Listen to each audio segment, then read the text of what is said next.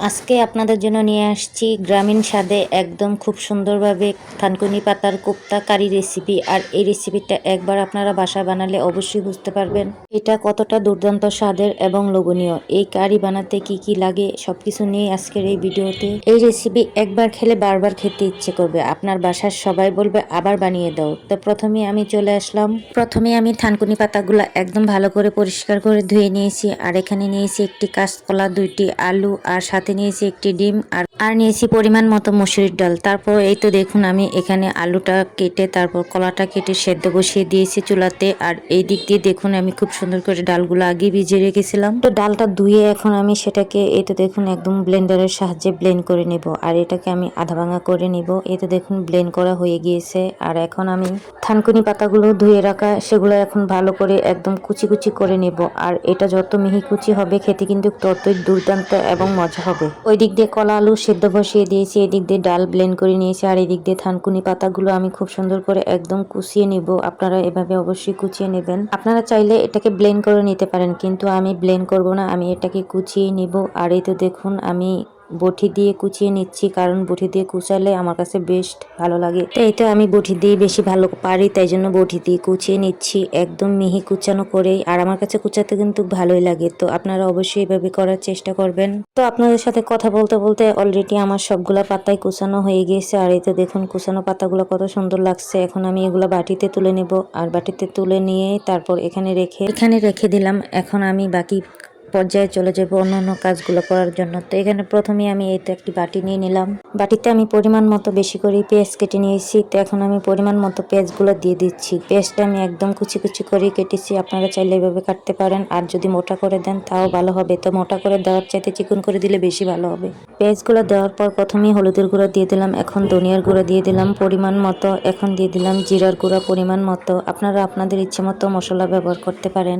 আর দিয়ে দিলাম এই যে মশলার গুঁড়া, অবশ্যই এখানে মশলার গুঁড়োটা দিতেই হবে। দিয়ে দিলাম পরিমাণ মতো লবণ। এখন এগুলো আমি ভালো করে হাত দিয়ে মাখিয়ে নেব। আপনারা যদি চান আরও বাড়তি মশলা দিতে পারেন, কিন্তু আমার যতটুকু ভালো লাগে সেটাই দিয়েছি। এখন এটা হাত দিয়ে কিছুক্ষণ মেখে তারপর দিয়ে দিলাম এই যে ব্লেন্ডার করা ডালগুলো দিয়ে আবার এটাকে ভালো করে মাখিয়ে নিব একসাথে। ডাল দিয়ে যখন মাখানো শুরু করলাম তখন খুব সুন্দর একটি গ্রান ছুটে আসছে। আর এখন দিয়ে দেব এই তো কুচি করে রাখা থানকুনি পাতাগুলো। এই থানকুনি পাতাগুলো দিয়ে আমি আবার এটাকে ভালো করে মাখিয়ে নেব। থানকুনি পাতা কিন্তু এমনিতেও আমাদের অনেক উপকার করে। আর আমি তো মাঝে মাঝে থানকুনি পাতা কাঁচা ভর্তা বানিয়ে খাই। কাঁচা ভর্তাটা কিন্তু আমার কাছে বেশ ভালো লাগে। আপনারা থানকুনি পাতার কাঁচা ভর্তা খান কিনা অবশ্যই কমেন্টে জানাবেন। আর আমি তো বেশ পছন্দ করে খাই, আমার অনেকটাই ভালো লাগে খেতে, আর আমার ঘরের সবাই। থানকুনি পাতাটাও ভালো করে মাখিয়ে নিলাম। আর মাখিয়ে নিয়ে খুব সুন্দর করে একদম তো মাখানো হয়ে গিয়েছে। এখন এটা সাইডে রেখে দেব। আর এদিক দিয়ে আমি আলু আর কলা সেদ্ধ দিয়েছি, ওইটা প্রায় সেদ্ধ হয়ে গেছে খুব সুন্দরভাবে। দেখুন আমি এগুলো অফ ক্যামেরাতে একদম ছিলে নিয়েছিলাম, গরম ছিল তাই অফ ক্যামেরাতেই ছিলে নিয়েছি। আর এখন এটা দেখুন গরম যেহেতু তাই গ্লাসের সাহায্যে এটাকে আমি খুব সুন্দর করে মিহি করে নিয়েছি। যখন গরম কোনো কিছু আপনাদের ভর্তা বানাতে হয় তখন অবশ্যই গ্লাস ব্যবহার করবেন। গ্লাস ব্যবহার করলে খুব দ্রুত আপনি কাজটা করে ফেলতে পারেন। তো কথা বলতে বলতে এই দেখুন আমি খুব সুন্দর করে মিহি করে নিয়েছি এগুলা। আমি যখন থানকুনি পাতার কোপ্তা কারি বানাবো তাই জন্য কলা আর আলু আমার খুবই প্রয়োজন ছিল। এটা আমি এখন মাখানো এগুলোর সাথে এখন মাখিয়ে নেব। আর এখানে দিয়ে দেবো কাঁচামরিচ। কাঁচামরিচটা আমি পরে দিয়েছি, কারণ কাঁচামরিচটা আগে দিয়ে যদি এগুলা নাড়াচাড়া করতাম আমার হাত অনেক জ্বালা পোড়া করতো, তাই জন্য কাঁচামরিচ পরে দিয়েছি। আর এই কলা আর আলু দেওয়ার কারণে এখানে কিন্তু খুব সুন্দর একটা আঠালো ভাব আসছে। আর আঠালো ভাব আসার কারণে কিন্তু এটা ভাজতে খুব সুন্দর সুবিধা হবে। তখন এই যে প্রথম আমি একটি ডিম নিয়েছিলাম, সেই ডিমটা এখন ভেঙে দিব। ডিমটা ভেঙে দিয়ে ভালো করে মাখিয়ে নিব। এখন দেখুন এটা কতটা সফট এবং কি সুন্দর হয়েছে। এটা ভাজতে গেলে অনেক সুন্দর ভাজা হবে, এতটা মুচমুচে হবে যে কি বলবো। তো প্রথমে আমি এই তো কড়াইতে তেল দিয়ে তেলগুলো গরম করে নিয়েছি অফ ক্যামেরাতে দিয়ে। তেলটা যখন এখনই গরম হয়ে গিয়েছে এখন আমি সবগুলো বড়া আস্তে আস্তে এই যে দেখুন কতটুকু সাইজ করে দিয়েছি। আপনাদের পছন্দ অনুযায়ী আপনারা দিতে পারেন। আমার কাছে এই সাইজটা বেশ ভালো লাগছে। আমি মনে করি ছোট ছোট করে বানালে এগুলো দেখতেও সুন্দর হয়, খেতেও কিন্তু মুচমুচে হয়, খুবই মজা লাগে। তো এই তো দেখুন আমি সবগুলাই এভাবে আস্তে আস্তে করে দিয়ে দিচ্ছি। আর দেখুন কতটা পারফেক্ট ভাবে দেওয়া হচ্ছে, একটু আমার হাতে লেগে থাকে না। তো এখানে আমি অনেকগুলাই দিয়ে দিলাম খুব সুন্দর করে। এখন এটাকে আমি উল্টিয়ে পাল্টিয়ে ভেজে নেব। তো এই দিক দিয়ে প্রায় অনেকটাই হয়ে আসছে। এখন আমি একটা চামচের সাহায্যে এগুলো খুব সুন্দর করে উল্টিয়ে দেব। আর উল্টিয়ে পাল্টিয়ে যতক্ষণ না পর্যন্ত একদম ব্রাউন কালার না আসবে ততক্ষণ পর্যন্ত এটাকে আমি ভাজতে থাকবো। এই পর্যায়ে অবশ্যই আপনারা চুলার আঁচটা একদম লো হিটে রাখবেন, কারণ লো হিটে রাখলে এটা একদম মুসমুসে এবং মজাদার হবে, আর না হয় পুড়ে যেতে পারে। তাই জন্য একটু লো হিটে রেখেই তারপর ভাজবেন।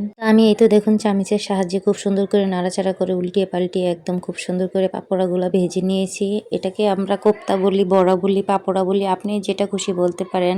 আপনারা কি কখনো থানকুনি পাতা দিয়ে কারি খেয়েছেন? কারি না খেলে অবশ্যই ট্রাই করবেন। ট্রাই করলে বুঝতে পারবেন এটা কতটা ভালো এবং লোভনীয়। আর যদি এইটাই রেসিপিটা আমার ভালো লাগে তো অবশ্যই আমার চ্যানেলটা সাবস্ক্রাইব করে সাথে থাকবেন। আপনাদের সবাইকে অনেক ধন্যবাদ। আমি ভাবছিলাম এগুলা খুব সুন্দর করে রান্না করে ফেলবো, কিন্তু আমি ভাজতে ভাজতে বাসার সবাই নিয়ে এগুলা খেয়ে ফেলেছে। এতটা মজাদার এবং লোভনীয় হয়েছে, তাই জন্য আর আমি রান্না করলাম না। আপনারা যদি চান অবশ্যই রান্না করে খেতে পারেন, সেক্ষেত্রে অনেক ভালো লাগবে। আর এই ভাজাটা যদি আপনি গরম গরম ভাতের সাথে শুকনো মরিচ দিয়ে খান, এত মজা যে কি বলবো। আমার বাসার সবাই এমনিতেই খেয়ে শেষ করে ফেলেছে। ভিডিওটা দেখার জন্য সবাইকে অনেক অনেক ধন্যবাদ রইল। আল্লাহ হাফেজ।